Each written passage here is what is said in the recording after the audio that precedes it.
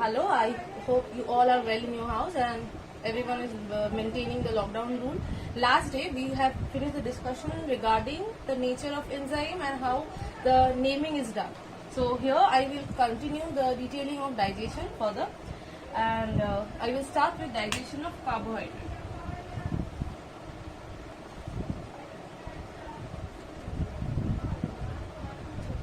When you are discussing the entire process of digestion, whatever the nutrient is, the major three nutrients, carbohydrate, fat and protein, these three digestion you need to know. You have to write the details when you are writing the answer in step by step, mentioning the location and what are the events occurring there. Again the location, what are the events occurring there. So I will discuss in that order only. Ingestion starts with mouth. When the food is put into the mouth, it will come in contact with saliva, right? So the first layer of digestion occurs in mouth. The digestive juice which is working in mouth is saliva. First, teeth will cut the food into pieces, smaller pieces. Tongue will rotate it so that it can be mixed with saliva properly. Now saliva will work. In saliva, the enzyme present for carbohydrate digestion, which is in another name of that kind of enzyme, is amylolytic enzyme.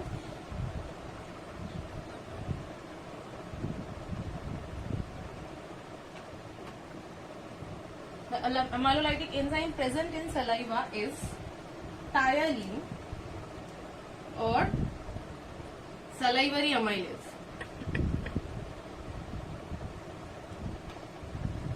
This has some limitation.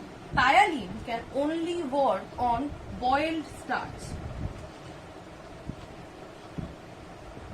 It cannot work on the starch which are intact inside a cellulose wall.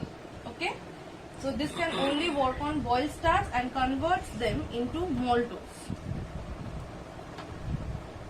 The further digestion occurs in small intestine of maltose. Okay, but the proper breakdown or the gradual breakdown is like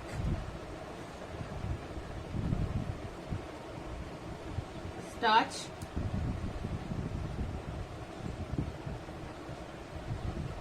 rather boiled starch becomes soluble starch,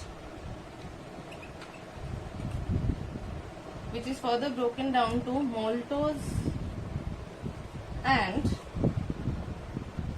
erythrodextrin. This further broken down to ectrodextrin and maltose.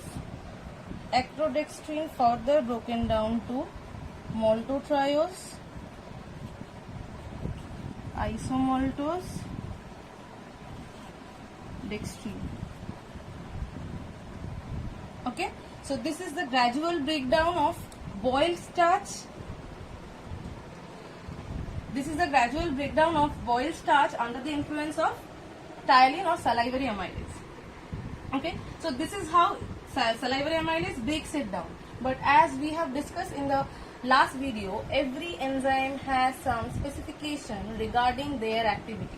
They work in specific pH, they work in specific temperature, they work in a specific ambient. So in case of some salivary amylase, there are some specifications. So when you are writing down the answer of digestion, you are supposed to mention every single detailing about the specification of every enzyme used in the entire process of digestion. Okay, so now we will discuss the specification related to salivary amylase. Salivary amylase work in a pH between around 6.5, or it can also work in neutral pH and a slightly alkaline one.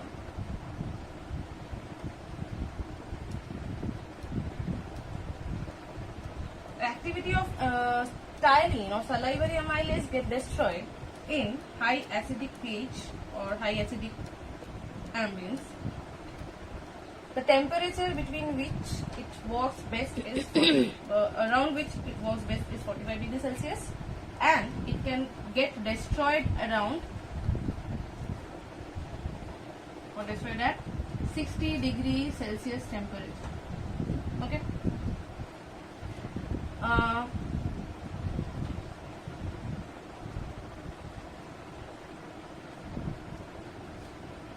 Thiolane can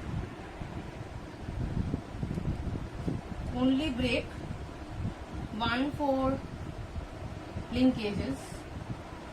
That is why it is, 1,4 glycoside linkages. That is why it is unable to cause complete digestion of starch.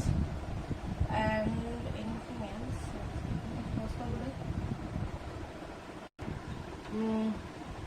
I mistakenly skipped the introduction portion, which I will discuss now. After which the digestion of carbohydrate in mouth will come when you are writing the answer. The most common sources of carbohydrate which are present in our diet are polysaccharides,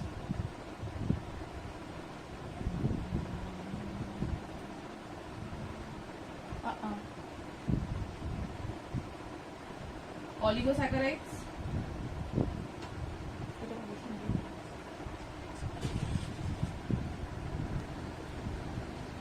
polysaccharides, oligosaccharides,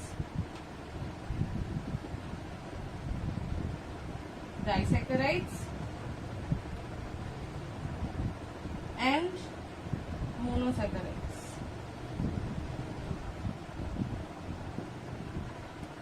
Some examples of polysaccharides present in our food are glycogen, starch,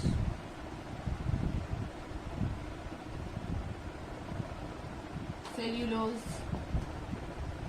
Some examples of oligosaccharides present in our food are stachyose, raffinose, disaccharides,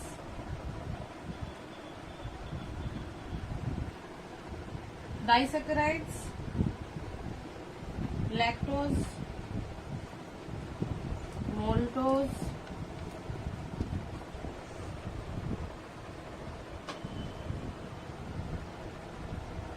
sucrose. Okay, monosaccharides, glucose, galactose, fructose.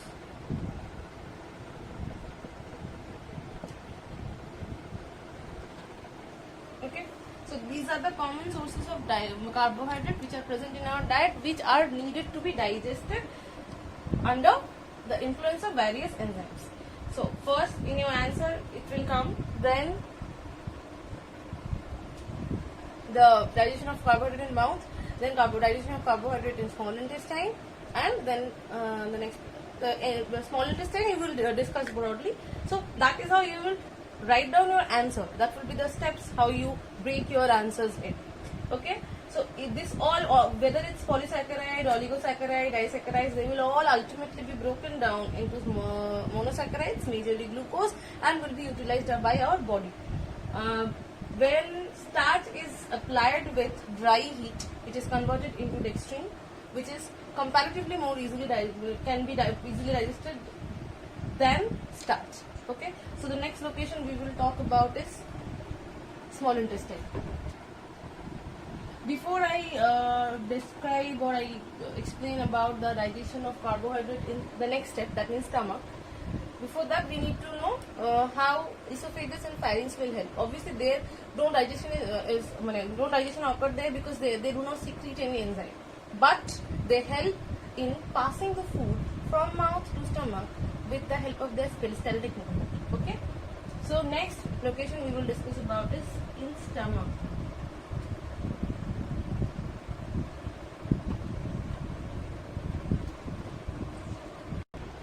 So I will discuss about the digestion of carbohydrate in stomach now. After being digested partially in mouth under the influence of salivary amylase, it will pass to stomach. There, gastric juice will be secreted.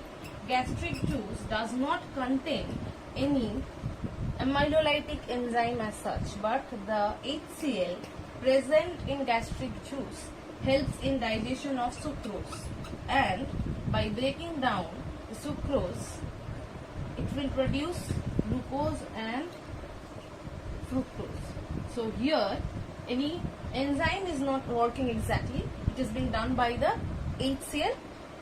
So this is the only digestion which occurs in stomach. No other enzyme is there.